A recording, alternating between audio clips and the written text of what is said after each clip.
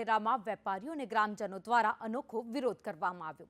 એક જ રાતમાં 4 દુકાન અને એક મકાનનું તાળું તૂટ્યું। પોલીસ સ્ટેશનની બાજુમાં જ ચોરીને અંજામ આપવામાં આવ્યો, જેને લઈ હવે લોકો રોષે ભરાયા છે।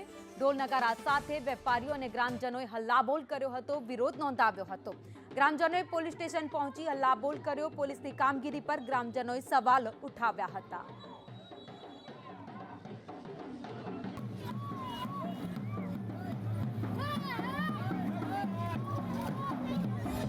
साहेब आ बे महीनानी अंदर आ बीजी वखत चोरी थी। पहली वखत 6-7 मकानों टूट्या था, जगह दुकानों टूटी थी। आज भी ए रीते परिस्थिति है साहेब। सासवारे नाना माणसोने आवी दुकानों में चोरीओ थाय, नाना पैसा ओछा पैसेथी व्यापार करता होय अने आवी रीते चोरीओ थाय तो शुं करवानुं साहेब?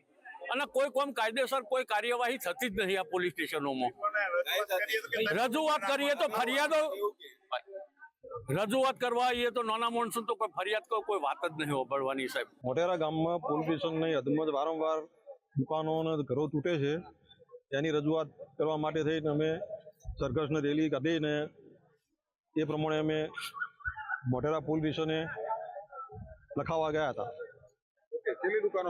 દુકાનો એક ઘર તૂટ્યું, 5 દુકાનો તૂટી અને આ ચોરી વારંવાર સાસવારે ચાલુ જ રહે છે। પેટ્રોલિંગ પોલીસ કરતી નથી અને હોમગાર્ડ હોતા જ નથી।